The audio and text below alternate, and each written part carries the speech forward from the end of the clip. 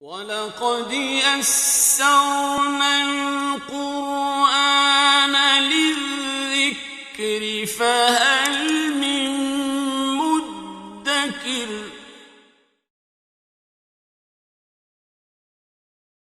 بسم الله الرحمن الرحيم فما لكم في المنافقين فئتين والله أركسهم بما كسبوا أتريدون أن تهدوا من أضل الله ومن يضلل الله فلن تجد له سبيلا ودوا لو تكفرون كما كفروا فتكونون سواء فلا تتخذوا منهم أولياء حتى يهاجروا في سبيل الله فإن تولوا فخذوهم واقتلوهم حيث وجدتموهم ولا تتخذوا منهم وليا ولا نصيرا إلا الذين يصلون إلى فما لكم في المنافقين فئتين والله أركسهم بما كسبوا أتريدون أن تهدوا من أضل الله ومن يضلل الله فلن تجد له سبيلا ودوا لو تكفرون كما كفروا فتكونون سواء فلا تتخذوا منهم أولياء حتى يهاجروا في سبيل الله فإن تولوا فخذوهم واقتلوهم حيث وجدتموهم ولا تتخذوا منهم وليا ولا نصيرا إلا الذين يصلون إلى قوم بينكم وبينهم ميثاق أو جاءوكم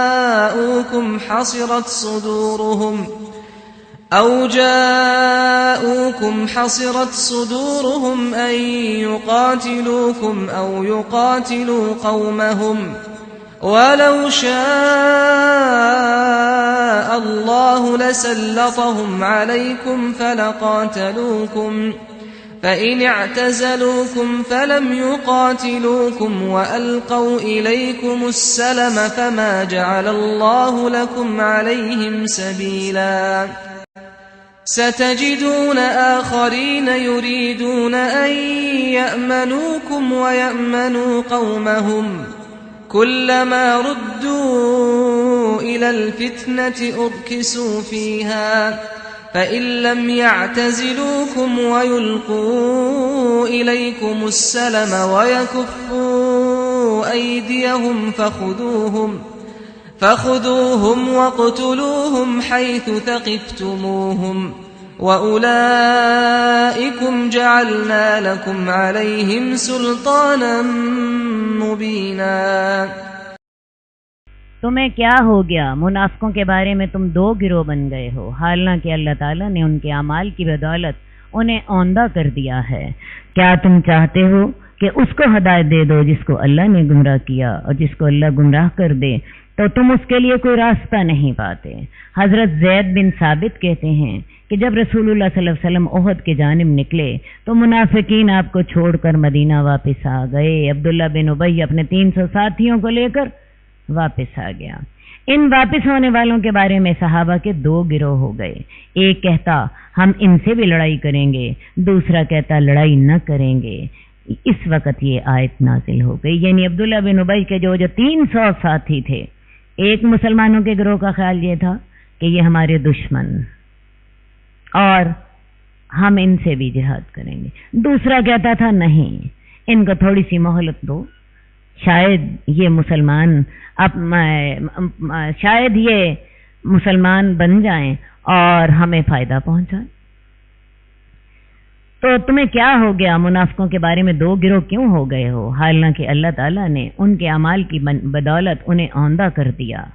کیا تم یہ چاہتے ہو کہ اللہ اس کو ہدایت دے جس کو اللہ نے گمراہ کر دیا؟ وہ لوگ گمراہ ہو گئے تھے، انہوں نے مسلمانوں کا ساتھ چھوڑ دیا تھا، اور میں نے آپ کو بتایا تھا کہ عبداللہ بن ابی نے عین میدان جنگ میں آ کر دشمن کو دکھا کر ان کو واپس کیا تھا۔ تو یہ لوگ مسلمانوں کے دشمن تھے۔ تو جس کو اللہ گمراہ کر دے تو تم اس کے لیے کوئی راستہ نہیں پا سکتے۔ وہ چاہتے ہیں کہ تم بھی ویسا ہی کفر کرو جیسا کہ وہ کفر کر چکے، وہ مسلمان نہیں ہیں، وہ کافر ہیں، اور وہ چاہتے ہیں کہ تمہیں بھی کافر بنا لیں اور تم برابر ہو جاؤ، تو ان میں سے دوست نہ بناؤ جب تک کہ وہ اللہ کے راستے میں ہجرت نہ کریں۔ ان لوگوں کو کے لیے ایک شرط ہے، اگر یہ لوگ اپنے جہاں جہاں یہ رہتے ہیں وہاں سے ہجرت کر کے مدینہ آ جائیں اور اپنے ایمان کا ثبوت دے دیں تو تب تو ان کو مسلمان سمجھا جائے گا، ورنہ یہ مسلمانوں کے دشمن ہیں، کافر ہیں، اور تمہیں بھی کافر بنانا چاہتے ہیں۔ اور اگر وہ پھر جائیں یعنی ہجرت کرنے سے انکار کر دیں تو ان کو پکڑو، ان کو قتل کر دو جہاں کہیں ان کو پاؤ، اور ان میں سے اپنا کوئی دوست اور مددگار نہ بناؤ۔ بات واضح ہو گئی؟ مگر وہ لوگ جو ایک ایسی قوم سے جا ملتے ہیں تمہارے اور ان کے درمیان امن کا معاہدہ ہو چکا ہے، یا وہ تمہارے پاس آئیں اور ان کے سینے تنگ ہوتے ہیں کہ وہ تم سے لڑائی کریں یا اپنی قوم سے لڑائی کریں، اور اگر اللہ چاہتا تو ان میں تم پر مسلط کر دیتا تو وہ تم سے ضرور لڑائی کرتے، اور اگر وہ تم سے علیحدہ رہیں، تم سے لڑائی نہ کریں، تمہیں صلح کا پیغام دیں، تو اللہ تعالیٰ نے ان پر تمہارے لیے کوئی دست درازی کی گنجائش نہیں چھوڑی۔ اب پہلی تو سیدھی بات اللہ تعالیٰ نے کہی کہ یہ جو منافقین اس دن میدان جنگ میں تمہارا ساتھ چھوڑ گئے تھے، یہ لوگ تمہارے ساتھی نہیں ہیں، یہ کافر ہیں اور تمہیں بھی کافر بنانا چاہتے ہیں۔ تم ان کو ہجرت کی پیشکش کرو، اگر یہ ہجرت نہ کریں تو پھر ان کو جہاں ملے انہیں قتل کر دو، اور جہاں پاؤ ان کو پکڑو، ان کو قتل کر دو، اور ان میں سے کسی کو دوست اور مددگار نہ بناؤ۔ ہاں، 2-3 ایکسیپشنل معاملے ہیں کہ کچھ ایسے لوگ جو کہ کسی ایسی قوم کے ساتھ مل جاتے ہیں جن کے ساتھ تمہارا امن کا معاہدہ ہے، وہ اس کے حلیف بن جاتے ہیں۔ اب چونکہ اس قوم کا بھی معاہدہ ہے، یہ اس کے ساتھی بن گئے، ان کو بھی اسی معاہدے کا فائدہ ہو جائے گا۔ یا کچھ ایسے منافق ہوں جو کہ تمہارے پاس آئیں اور آ کر مسلمانوں سے یہ کہیں، رسول اللہ صلی اللہ علیہ وسلم سے یہ کہیں کہ یا رسول اللہ، ہم اتنے کمزور ہیں، ہم اپنی قوم کے دباؤ کا مقابلہ نہیں کر سکتے، ہم اپنے قوم کے دباؤ کی وجہ سے آپ کے خلاف لڑنے تو آ گئے ہیں، لیکن ہم آپ سے لڑنا نہیں چاہتے۔ وہ کفار کے لشکر میں ہوں لیکن رسول اللہ صلی اللہ علیہ وسلم سے وہ کہیں کہ یا رسول اللہ، ہم کمزور ہیں، ہم اپنے قبیلے کی دباؤ میں آ کر ہم میدان جنگ میں تو آ گئے ہیں، لیکن ہم آپ پر ہتھیار نہیں اٹھائیں گے، ہم آپ کے معاملے سے علیحدہ رہیں گے، ہم آپ کے ساتھ جنگ نہیں کریں گے۔ اور وہ واقعی تم سے علیحدہ رہیں، تم سے لڑائی بھی نہ کریں، تمہیں صلح کا پیغام دیں، تو پھر ایسے لوگ حالانکہ وہ کفار کے لشکر میں ہوں، ان کے اوپر تم حملہ نہیں کرو گے، ان کے ساتھ زیادتی نہیں کرو گے۔ اس کے علاوہ آپ ایسے لوگوں کو بھی پائیں گے جو چاہتے ہیں کہ تم سے امن میں رہیں اور اپنی قوم سے بھی امن میں رہیں، جب کبھی انہیں فتنے کا موقع ملتا ہے تو اس میں کود پڑتے ہیں۔ اگر ایسے منافق تمہارے میدان جنگ میں تم سے علیحدہ نہ رہیں، تمہیں صلح کا پیغام نہ دیں، اپنے ہاتھوں کو تمہارے خلاف نہ روکیں، تو ان کو پکڑ لو، ان کو قتل کر دو جہاں کہیں ان کو پاؤ۔ اور ایسے ہی لوگ ہم نے تمہارے لیے ان کے خلاف واضح دلیل رکھی ہے۔ اب ایک دوسرے منافق ہیں، وہ بھی آ کر تم سے کہتے ہیں کہ یا رسول اللہ، ہم اپنی قوم سے بھی نہیں لڑنا چاہتے، ہم آپ سے بھی نہیں لڑنا چاہتے۔ یہ تو تھا ان کا زبان کا معاملہ، لیکن عملاً ان کا معاملہ یہ ہے کہ وہ جب جنگ ہوتی ہے تو مسلمانوں کے اوپر اپنے حملہ بھی کرتے ہیں، انہیں صلح کا پیغام بھی نہیں دیتے، اور مسلمانوں کے کفار کا پورا ساتھ دیتے ہیں۔ تو پھر ان کی زبان کا اعتبار نہ کرو، ان کے ہاتھوں کو دیکھو۔ پہلے والے منافق جو تھے وہ زبان سے صلح کا پیغام دے رہے تھے اور اپنے آپ کو مسلمانوں پر حملہ کرنے سے روک رہے تھے اور مسلمانوں کے خلاف ہتھیار نہیں اٹھا رہے تھے، ٹھیک ہے؟ ان کو تو اللہ کے رسول اللہ نے حکم دے دیا کہ ان پر تم ان کے بارے میں تم زیادتی نہ کرو. لیکن دوسرے منافق زبان سے صلح کا پیغام دیتے ہیں، عملاً وہ تمہارے ساتھ لڑائی کرتے ہیں، تمہیں نقصان پہنچاتے ہیں. تو پھر ان کی زبان کو نہ دیکھو، ان کے ہاتھوں کو دیکھو. ان کو جہاں پکڑو جنگ میں قتل کر دو. اور ایسے لوگوں کے ساتھ تم ہر قدم ایسے لوگوں کے خلاف اٹھا سکتے ہو. کسی مومن کے لیے یہ جائز نہیں کہ وہ کسی مومن کو قتل کرے. ہاں غلطی سے ہو جائے تو علیحدہ بات ہے، اور جو کسی مومن کو غلطی سے قتل کرے تو ایک مومن گردن کو آزاد کرے اور خون بہا اس کے وارثوں کے حوالے کر دے. ہاں اگر وہ معاف کر دیں. اب یہ ہے چونکہ پیچھے منافقوں کے قتل کا حکم دیا جا رہا تھا تو ساتھ ہی یہ تنبیہ کر دی گئی کہ ایسا نہ ہو کہ کسی مسلمان کو قتل کر ڈالو. ہاں غلطی سے قتل ہو جائے تو علیحدہ بات ہے. اگر کوئی کسی مسلمان سے کوئی غلطی سے قتل ہو جائے تو اس کا کفارہ یہ ہوگا کہ مقتول کے وارثوں کو خون بہا دیا جائے اور ایک غلام آزاد کیا جائے. مقتول کے وارثوں کو خون بہا دیا جائے گا کہ ان کا بندہ فوت ہو گیا، اور اللہ سے توبہ کرنے کے لیے ایک غلام آزاد کیا جائے گا. یہ دونوں کام ایٹ اے ٹائم کیے جائیں گے. ہاں اگر مقتول کے وارث معاف کر دیں تو علیحدہ بات ہے.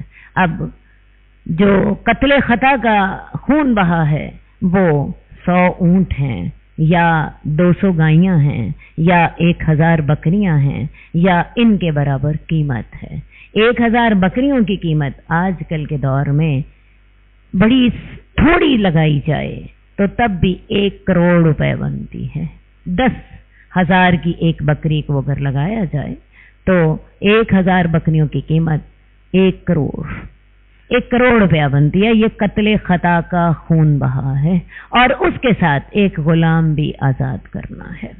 اور اگر وہ ایسی قوم سے ہو جو تمہارا دشمن ہے لیکن وہ مقتول مومن ہو تو پھر اس کی صرف ایک غلام آزاد کر، ایک مومن غلام کو آزاد کر دیں اور پھر خون بہا نہ دیں، کیونکہ دشمن کو جب آپ خون بہا دیں گے وہ تمہارا دشمن ہوگا. اس خون بہا کو، اسی 1 کروڑ روپے کو تمہارے خلاف جنگ میں استعمال کرے گا. اور اگر وہ ایسی قوم سے ہے تمہارے اور ان کے درمیان امن کا معاہدہ ہے تو دیت اس مقتول کے گھر والوں کے حوالے کر دینی ہے اور ایک مومن گردن کو آزاد کرنا ہے.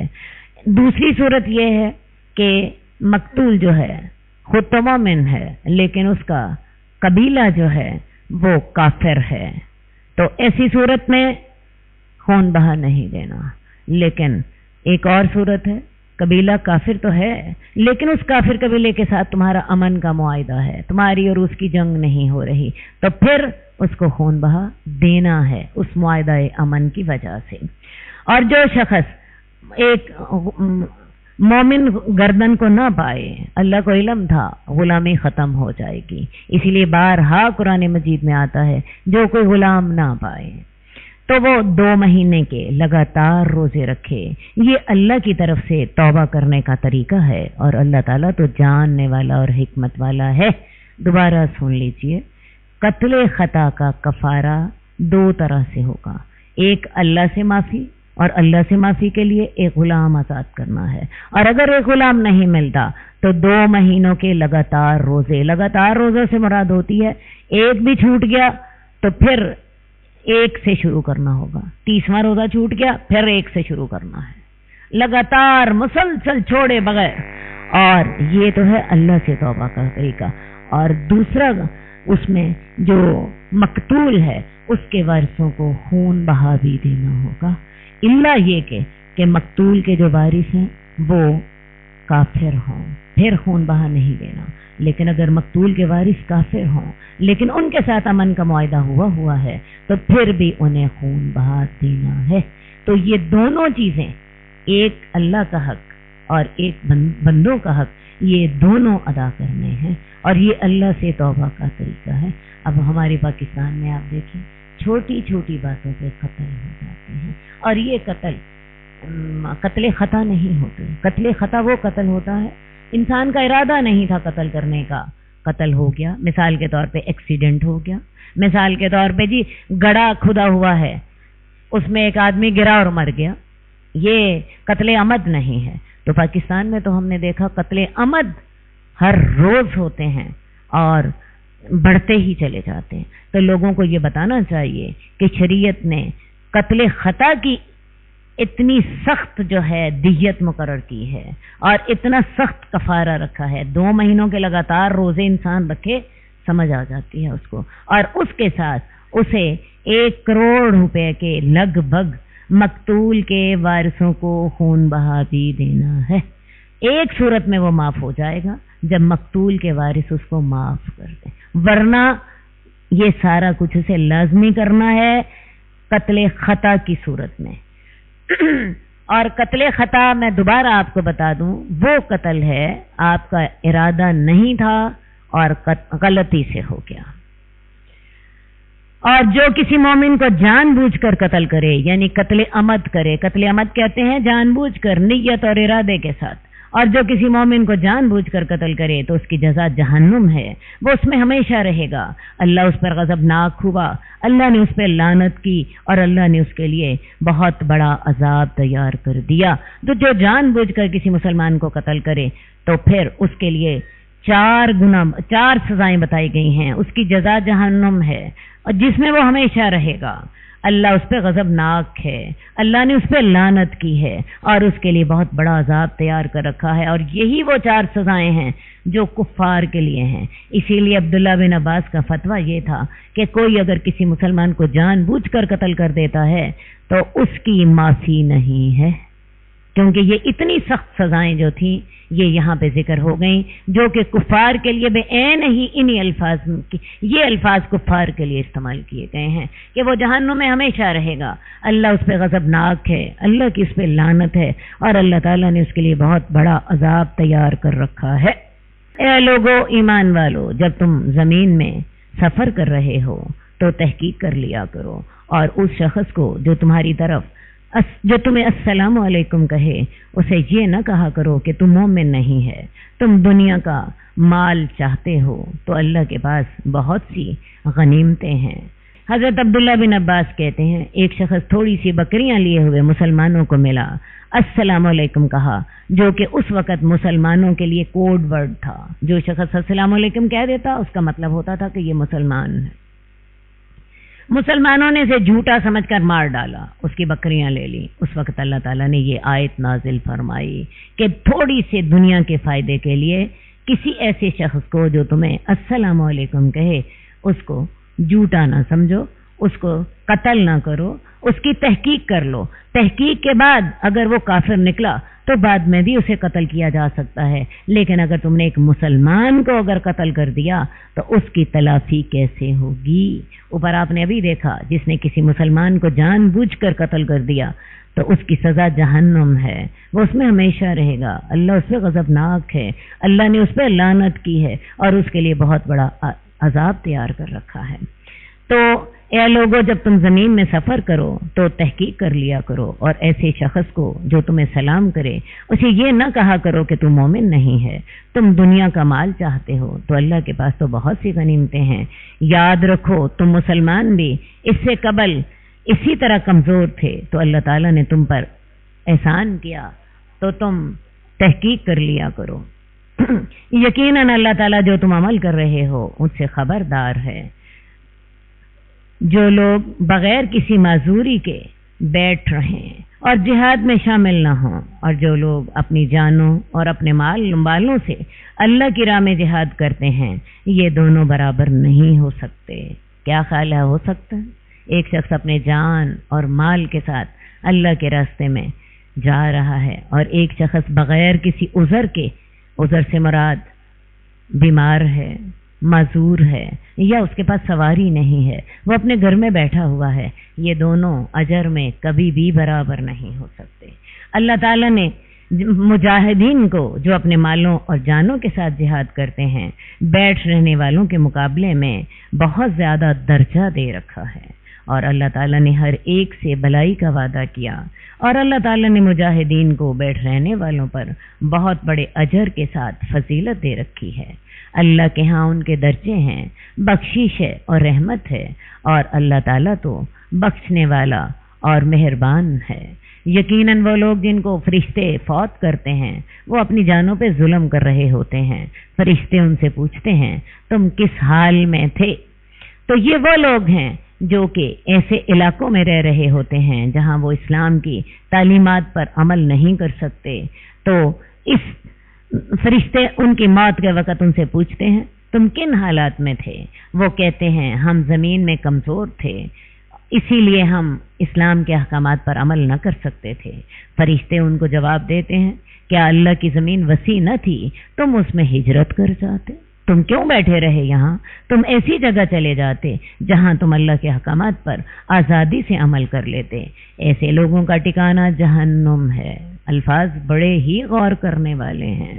ایسے لوگوں کا ٹھکانہ جہنم ہے اور وہ برا ٹھکانہ ہے۔ ان کا ٹھکانہ جہنم کیوں ہے؟ انہوں نے کیوں ہمت نہ کی؟ وہاں سے کیوں نہ ہجرت کر کے چلے گئے اور ایسے علاقے میں کیوں نہ نقل مکانی کر لی جہاں وہ اللہ کے احکامات پر ٹھیک طرح سے عمل کر لیتے؟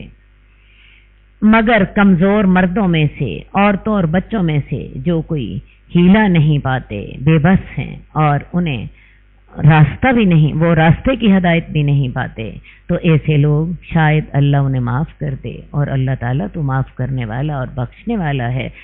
اب جو لوگ ایسی سرزمین پہ رہ رہے ہوں جہاں اللہ کے احکامات کی پر عمل نہ ہو سکتا ہو، تو فرشتے ان کو پوچھیں گے تم کس حال میں تھے، اور ساتھ ہی اللہ تعالیٰ نے ان کے لیے یہ وعید سنا دی کہ ایسے لوگوں کا ٹھکانہ جہنم ہے اور وہ برا ٹھکانہ ہے۔ اور اس انجام سے کون بچ سکتا ہے؟ مردوں میں سے کمزور، مثلا بوڑھے مرد، بیمار آدمی، معذور، یا بچے یا عورتیں جو کہ ایسے وہاں سے نکلنے کی جرت نہیں کرتے، ورنہ ایک صحت مند آدمی کو ایسی جگہ چھوڑ کے ہجرت کر کے آ جانا چاہیے۔ اب ایسے لوگوں کے لیے جہنم کی وعید سنائی گئی ہے، اور مجھے اس وقت اپنے وہ مسلمان بھائی یاد آتے ہیں جو کہ بذات خود سفر کر کے اس دنیا کی لالچ میں جا گناہوں کی سرزمین پہ جا بستے ہیں۔ میری مراد کن لوگوں سے ہے آپ سمجھ گئے ہوں گے۔ امریکہ چلے گئے، کینیڈا کی امیگریشن لے لی، یورپ چلے گئے تاکہ وہاں سے ڈالر کمائے جا سکے۔ وہاں سود، جوا، بے حیائی، گناہ ہر وقت وہاں کے ماحول میں آسان ہوتے ہیں۔ تو جو لوگ ایسی حالتوں میں موجود ہوتے ہیں ان کے لیے تو اللہ تعالیٰ نے یہ دوزخ کی وعید سنائی ہے، اور جو لوگ خود اہتمام کر کے وہاں جائیں ان کے لیے تو میرا خیال ہے سزا پھر اس سے بھی زیادہ سخت ہونی چاہیے۔ لیکن طرفہ تماشا یہ ہے کہ آج اس بات کو کوئی گناہ ہی نہیں سمجھتا۔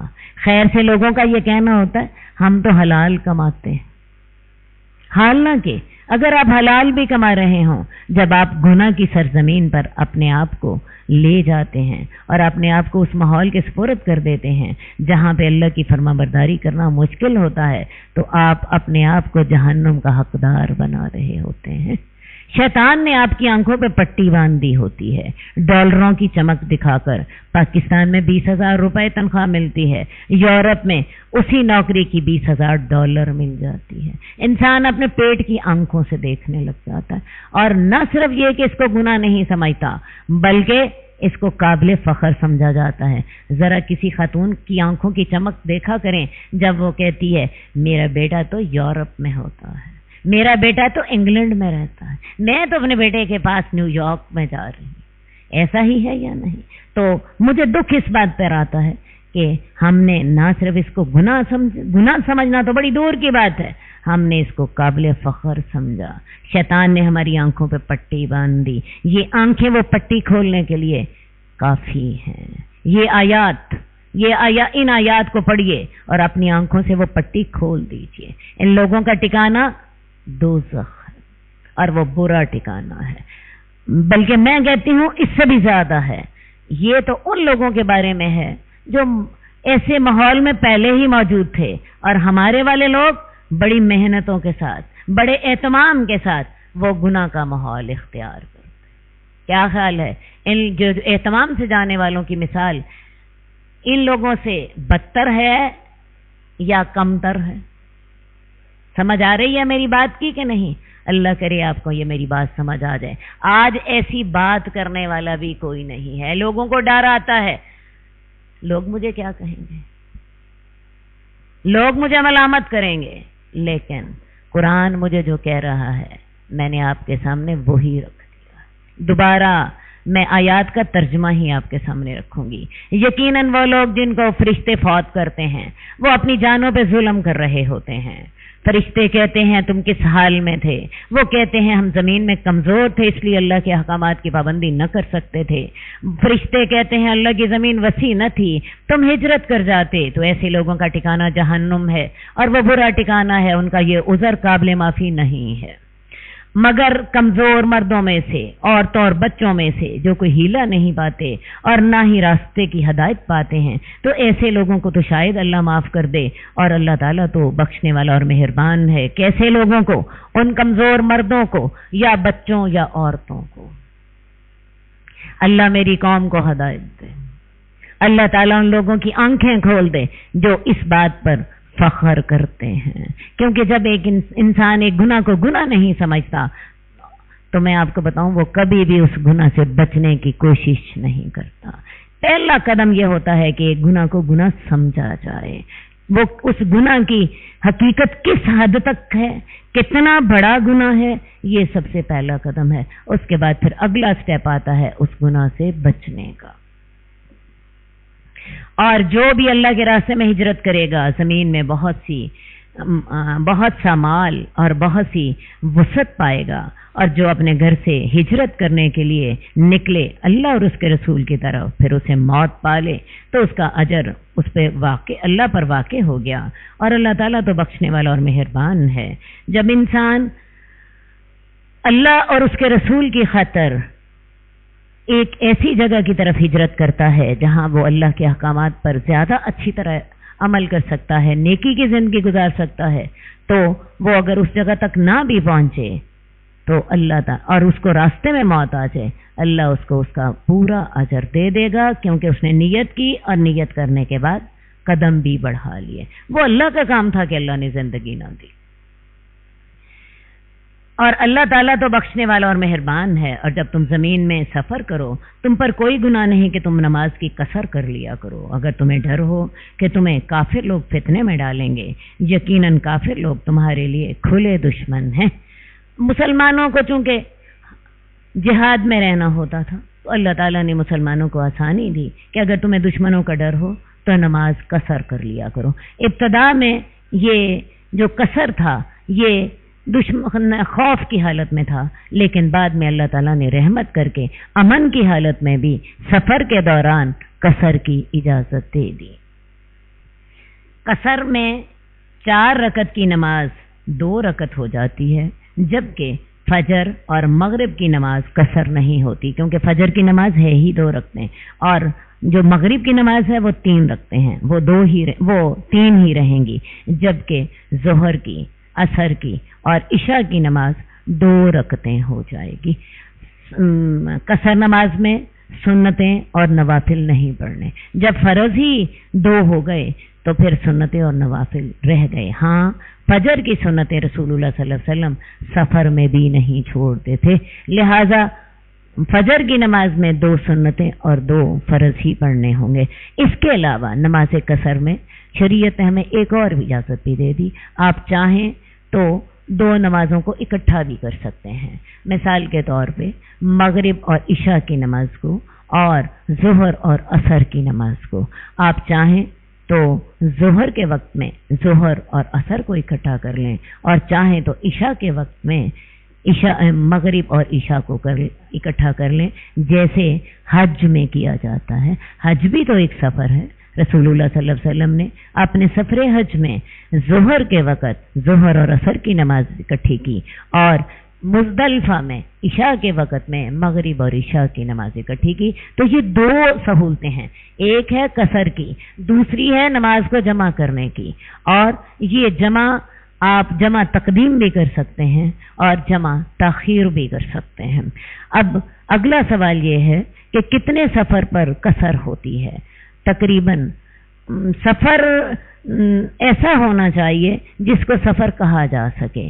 آج کل علماء نے اس کی جو مسافت ہے تقریباً 48 میل رکھی ہے. لاہور سے گجرانوالے تک کا جو سفر ہے وہ سفر کہا جا سکتا ہے. اس کے علاوہ 15 دن تک اگر کسی شخص نے قیام کا ارادہ کیا ہو تو نماز قصر پڑھی جا سکتی ہے. 15 دنوں سے زیادہ کا ارادہ ہو تو پھر انسان کو نماز پوری پڑھنی چاہیے. ویسے حدیث میں سے ہمیں یہ حدیث بھی ملتی ہے کہ رسول اللہ صلی اللہ علیہ وسلم نے مکے میں 19 دن قیام کیا اور قصر ہی نماز پڑھی. اور جب آپ ان کے اندر ہوں آپ ان کے لیے نماز قائم کیجئے. ایک جماعت ان میں سے آپ کے ساتھ کھڑی ہو جائے اور وہ اپنا اسلحہ پکڑے رہیں. جب وہ سجدہ کریں تو وہ تیرے پیچھے ہو جائیں اور دوسری جماعت آ جائے جنہوں نے نماز نہیں پڑھی تو وہ تیرے ساتھ نماز پڑھیں اور وہ اپنا دفاع کا سامان اور اپنے ہتھیار بھی آپ ساتھ رکھیں. اب یہاں پہ تفصیلی طور پر نماز خوف کا طریقہ بتایا جا رہا ہے. عین میدان جنگ میں یہ نماز باجماعت پڑھی جائے گی. فوج کے 2 حصے کر دیے جائیں گے. ایک حصہ رسول اللہ صلی اللہ علیہ وسلم کے ساتھ نماز پڑھے گا. 1 رکعت وہ رسول اللہ صلی اللہ علیہ وسلم کے ساتھ پڑھیں گے اور اس کے بعد وہ گروپ دشمن کے سامنے جا کے کھڑا ہو جائے گا اور وہ گروپ جو پہلے دشمن کے سامنے کھڑا تھا وہ رسول اللہ صلی اللہ علیہ وسلم کے پیچھے آ جائے گا. اب یہ گروپ جو ہے یہ 1 رکعت رسول اللہ صلی اللہ علیہ وسلم کے ساتھ پڑھے گا. اللہ کے رسول سلام پھیر دیں گے. دونوں گروپس نے 1 رکعت اللہ کے رسول کے ساتھ پڑھی ہے. باقی 1 رکعت یہ اپنی اپنی جگہ پر خود پڑھیں گے. اس کے علاوہ نماز قصر کی ایک صورت اور یہ ہے کہ امام 4 رکعتیں پڑھ لے اور مقتدی جو ہیں 2 رکعتیں امام کے ساتھ پڑھ کے سلام پھیر کے چلے جائیں اور 2 رکعتیں دوسرا گروپ آ کر پڑھ لے.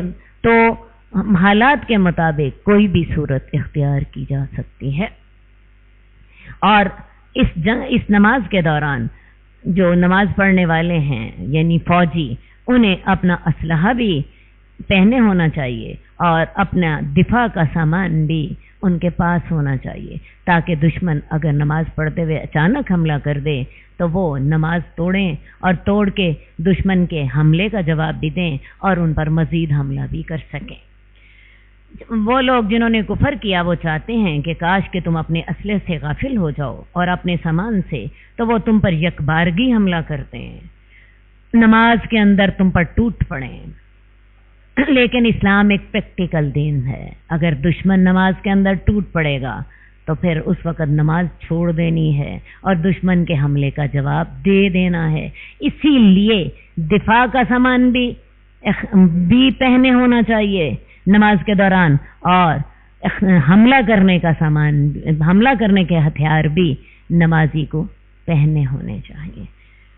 اور تم پر کوئی گناہ نہیں اگر تمہیں بیماری کی وجہ سے یا بارش کی وجہ سے ہتھیار پہننے میں کوئی تکلیف ہو کہ تم اپنا اسلحہ رکھ دو, لیکن اپنا بچاؤ کا سامان پھر بھی تم نے پہنے رکھنا ہے. ایک فوجی بیمار ہے یا بارش کی وجہ سے پھسلن ہے اور آپ کو پتا ہے اسلحے کا اچھا خاصا بوجھ ہوتا ہے, تو ایسی مجبوری کی حالت میں اگر کوئی شخص اسلحہ چھوڑ دے, اسلحہ ہوتا ہے جس کے ساتھ آپ حملہ کر سکتے ہیں, وہ چھوڑ دے تو جائز ہے, لیکن اپنے دفاع کا سامان اس کے جسم پر سجا ہونا چاہیے دوران نماز. یقیناً اللہ تعالیٰ نے کافروں کے لیے رسوا کن عذاب تیار کر رکھا ہے. جب تم نماز پڑھ چکو تو اللہ کو کھڑے ہو کر یاد کرو, بیٹھ کر اور اپنے پہلوؤں پر. اب فرض کیا ایک فوجی نے 1 رکعت ادا کر لی اپنے امام کے ساتھ, اب وہ باقی نماز ادا کرنے کا اس کو اگر تو وقت مل گیا تو وہ 1 رکعت ادا کر لے, ورنہ کھڑا ہے وہاں ادا کر لے, لیٹا ہے ویسے ادا کر لے, بیٹھا ہے ویسے ادا کر لے. تو باقی جنگ کے دوران اللہ کو بہت زیادہ یاد کرنا چاہیے, کیونکہ آپ اللہ کو جب یاد کرتے ہیں تو اللہ کی مدد کے حقدار ہو جاتے ہیں. آپ جب تم نماز پوری کر چکو تو اللہ کو کھڑے ہو کر یاد کرو, بیٹھ کر یاد کرو, اپنے پہلوؤں پر لیٹ کر یاد کرو. ٹینک کے اندر آپ کی ڈیوٹی ہے, آپ کی ڈیوٹی کسی مورچے کے اندر ہے, آپ کی ڈیوٹی پائلٹ کی سیٹ پر ہے, جہاں بھی ہیں اللہ کو یاد کرتے رہیں. جب تم امن میں آ جاؤ تو نماز قائم کرو، یقیناً نماز مسلمانوں پر وقت پر فرض ہے۔ اب یہ جو وقت پر نماز کے فرض ہونے کا حکم سنایا جا رہا ہے، عین میدان جنگ میں سنایا جا رہا ہے۔ ذرا سوچئے تو صحیح، ہم نماز کو کتنے آرام سے ضائع کر دیتے ہیں، گپے مار رہے ہوتے ہیں، باتیں کر رہے ہوتے ہیں، ٹی وی دیکھ رہے ہوتے ہیں، چھوٹے موٹے کاموں میں مصروف ہوتے ہیں اور نماز لیٹ کر دیتے ہیں۔ رسول اللہ صلی اللہ علیہ وسلم فرماتے ہیں کہ جب سورج زرد ہو جاتا ہے، یہ عصر کی نماز کی بات ہو رہی ہے، جب سورج زرد پیلا پڑ جاتا ہے تو یہ منافق کی نماز کا وقت ہو جاتا ہے۔ اس وقت وہ اٹھتا ہے اور 4 ٹھونگے مار لیتا ہے۔ ٹھیک، تو عین میدان جنگ میں ہمیں حکم دیا جا رہا ہے کہ مسلمانوں پر نماز وقت پر فرض۔ تو عام حالات میں تو نماز کا بہت اہتمام ہونا چاہیے اور خاص طور پر اس کے وقت پر ادا کرنے کا۔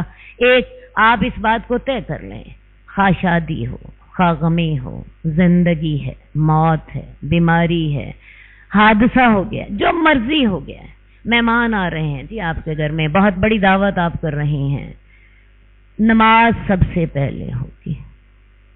شادی ہے، سب سے پہلے نماز کا وقت طے کر لیجئے، اس کے بعد شادی کا وقت رکھ لیجئے۔ آپ نے فرض کیا مغرب کے بعد جی ہال بک کرایا ہے، طے کر لیں نماز گھر سے پڑھ کے چلیں گے یا ہال میں جا کے پڑھنی ہے۔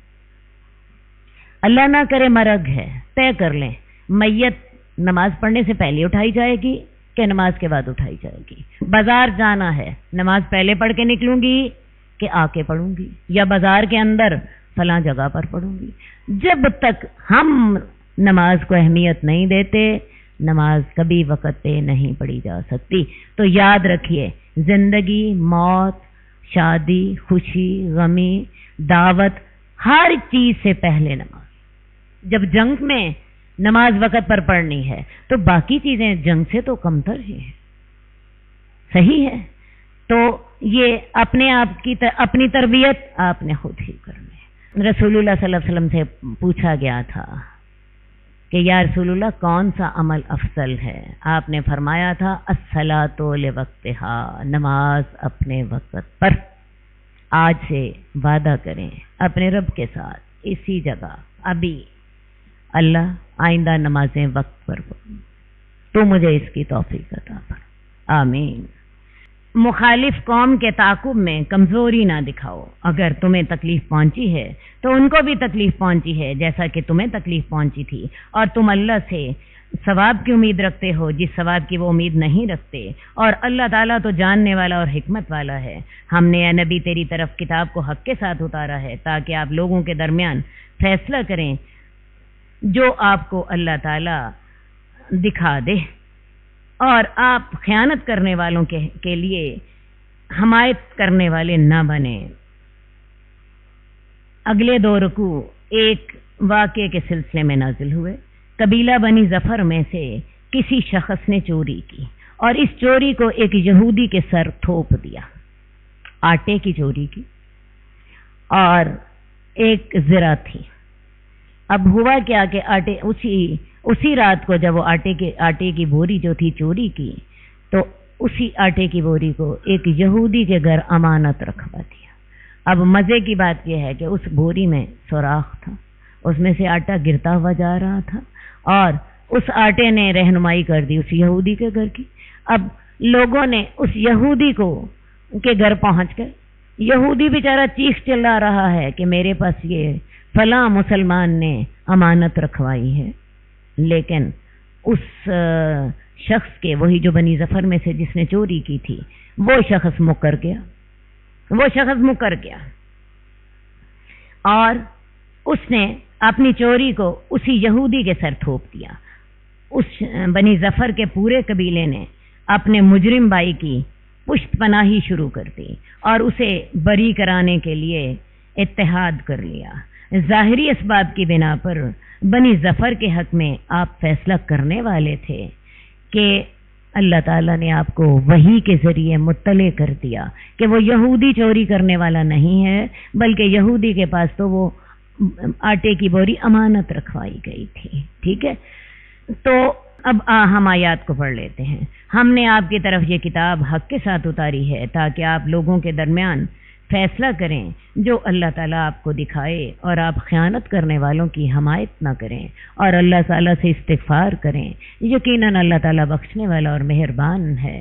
اور ان لوگوں کی حمایت میں نہ جھگڑیں جو اپنی جانوں سے خیانت کرتے ہیں. یقیناً اللہ تعالیٰ خیانت کرنے والے اور گناہ گاروں کو پسند نہیں کرتا. وہ لوگوں سے تو چھپ لیتے ہیں لیکن وہ اللہ سے چھپ نہیں سکتے، حالانکہ اللہ ان کے ساتھ ہوتا ہے جب وہ راتوں کو مشورے کر رہے ہوتے ہیں، ایسے مشورے کر رہے ہوتے ہیں جو اللہ پسند نہیں کرتا، اور اللہ تعالیٰ ان کے اعمال کو گھیرے ہوئے ہے. کیا تم وہی لوگ ہو کہ تم ان کی حمایت میں دنیا کی زندگی میں لڑتے ہو؟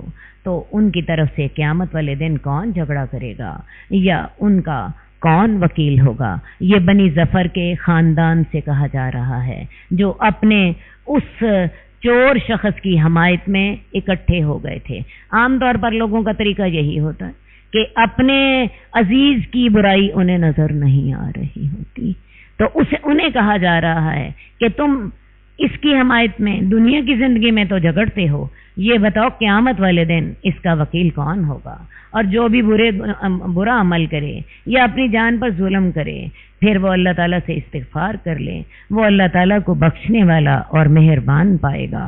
اب اس شخص کو ترغیب دی گئی اللہ کی طرف سے کہ اگر تم سے گناہ ہو گیا ہے تو تمہیں اللہ سے توبہ کر لینی چاہیے، بجائے اس کے کہ تم اپنے گناہ کا وبال اس یہودی کے سر پر تھوپ دو اور یہودی کے سر پر تھوپنے کے بعد اڑ جاؤ اس بات پر کہ یہ اصل گناہ یہودی کا ہی تھا اور ایک بے گناہ کو تم پھنسا دو.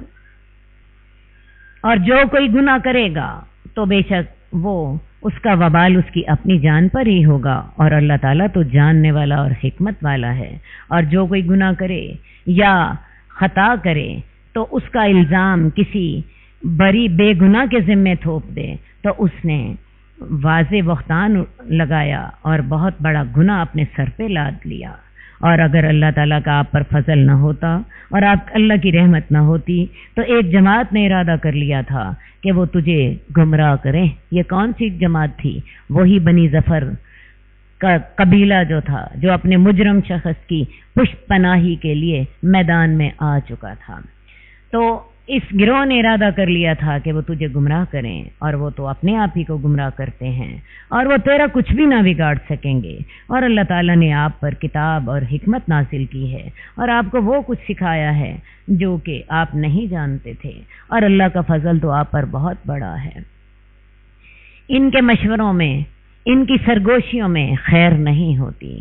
ہاں، جو نیکی صدقے کا حکم دے یا نیکی کا حکم دے یا لوگوں کے درمیان صلح کرانے کا حکم دے. منافق لوگ خفیہ مشورے عموماً فساد اور خرابی ہی کے کرتے ہیں.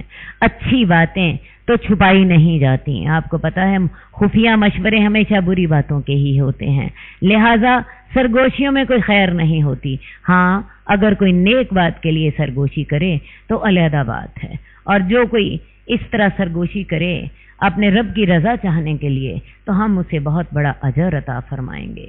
اور جو شخص رسول کی مخالفت کرے حالانکہ اس کے لیے ہدایت کا راستہ واضح ہو چکا تھا اور مومنوں کے علاوہ راستے کی پیروی کرے تو ہم اسے ادھر ہی پھیر دیں گے جس طرف وہ خود پھر گیا. اب اس منافق کو، یہ جو بنی ظفر کا شخص تھا، اس پر اپنی برائی تو واضح تھی، چوری اس نے خود کی تھی اور اس کا الزام ایک یہودی پہ لگا دیا، اور پھر سرتوڑ کوشش کی اس نے بھی اور اس کے قبیلے نے کہ اپنے حق میں فیصلہ لے لے. رسول اللہ صلی اللہ علیہ وسلم ظاہری اسباب کی بنا پر فیصلہ کرنے لگے تھے، لیکن اللہ تعالیٰ نے وحی کے ذریعے بتا دیا. تو اب یہ شخص بات کے واضح ہونے کے بعد بھی کیا ہوا؟ اس نے رسول اللہ صلی اللہ علیہ وسلم کی مخالفت کی.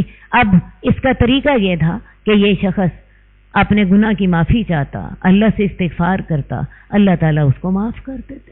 لیکن ہوا کیا کہ یہ شخص جو تھا اس کے بعد بھی جبکہ یہ سارا معاملہ واضح ہو گیا، اکڑ گیا رسول اللہ صلی اللہ علیہ وسلم کی مخالفت کی اور مخالفت کر کے مکہ چلا گیا.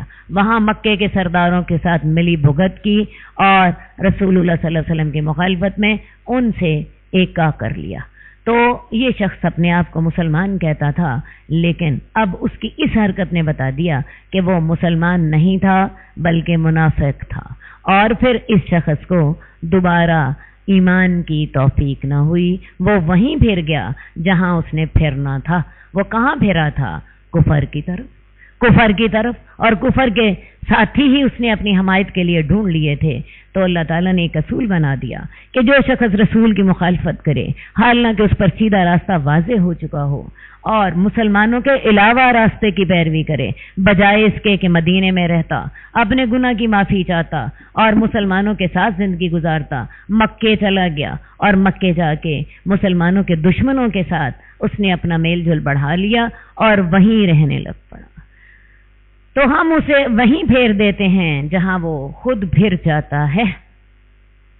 لہذا رسول اللہ صلی اللہ علیہ وآلہ وسلم کی مخالفت اور صحابہ کرام کی مخالفت اور دشمنی کی سزا یہی ہے کہ اس کو گمراہی اس کے لیے ہمیشہ کی اس کے لیے ابدی گمراہی اس کی قسمت میں ہو گئی۔ ہم اس کو پھیر دیتے ہیں جس طرح وہ خود پھیر گیا، اور ہم اسے دوزخ میں داخل کریں گے، اور وہ برا ٹھکانہ ہے۔ تو اس پورے واقعے سے آپ کو ایک سبق مل رہا، اور وہ سبق یہ ہے کہ اگر انسان اپنے گناہ کا اعتراف کر لے اور گناہ کا اعتراف کرنے کے بعد اللہ سے استغفار کر لے، اللہ ہدایت عطا فرما دیتے ہیں۔ لیکن اگر انسان اپنے گناہ کا اعتراف نہ کرے، ہٹ درمے اختیار کر لے، سرکش ہو جائے اور مسلمانوں کا راستہ چھوڑ کر کفار کے ساتھ جا ملے، تو پھر اس کا ایمان بھی باقی نہیں رہتا۔ اللہ اسے ادھر ہی پھیر دیتے ہیں جہاں وہ خود پھر جاتا ہے۔ وہ کفار کے ساتھ جا کر مل گیا، اب اسے ایمان کی توفیق نہیں ہوگی۔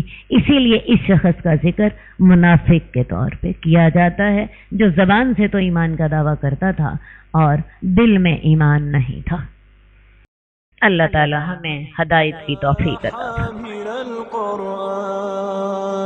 قد خصك الرحمن بالفضل والتيجان والروح